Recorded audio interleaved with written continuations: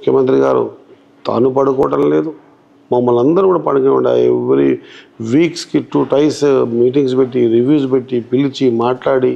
రాహుల్ గాంధీ గారు 28 రాష్ట్రాల్లో ఇందిరమ్మ పేరు మీద ఇచ్చినటువంటి బీదోళ్ళ ఇండ్లు కోట్లు, కానీ ఆయనకే ఇల్లు లేకుండా చేస్తే కూడా ఆయన ఎక్కడ బెడసకుండా భయపడకుండా బిల్ పాస్ చేసాం. రేవంత్ రెడ్డి సార్ అసెంబ్లీకి వచ్చారు.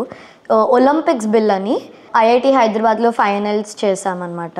సో ఈ ఇయర్ కూడా మేము దాన్ని 2.0 వర్జన్ లాంచ్ చేద్దాము అని. इस देश में जितनी जिनकी आबादी है उनको उतना हिस्सेदारी मिलना चाहिए నేను కొట్లాడు. పవర్ ఉంది ఒక క్యాబినెట్ మినిస్టర్ అంటే ఏదైనా మళ్ళీ రేవంత్ రెడ్డి సార్ దగ్గరికి వెళ్ళి ఆయన సిగ్నేచర్, ఆయన పర్మిషన్స్, అంటే మీ ఫ్రీడమ్ మీరు ఇంప్లిమెంట్ చేసే ఒక ఫ్రీడమ్ మీకు ఎంతవరకు ఉంది? గ్రామ వాతావరణంలో బలమైన క్రీడాకారుడు ఉంటాడు, వాడిని బయటికి తీసి గ్రామ స్థాయికి నుంచి మండలానికి, మండల స్థాయికి నుంచి కాన్స్టిట్యూన్సీకి, అక్కడ నుంచి జిల్లాకు, అక్కడ నుంచి స్టేట్కి, అక్కడ నుంచి. అలాగే ఇప్పుడు మన తెలంగాణ రాష్ట్రంలో ఎంతమంది ఒలింపియన్స్ కానీ ఏషియన్ నేషనల్ ఛాంపియన్స్ ఉన్నారు. ఇంకా మీ టెన్యూర్ అయ్యే లోపల ఎంతమందిని తయారు చేద్దాం అనుకుంటున్నారు? పొద్దున 8 o'clock వచ్చారు, మీరు 200 మందిని కలిసి ఉంటారు సార్.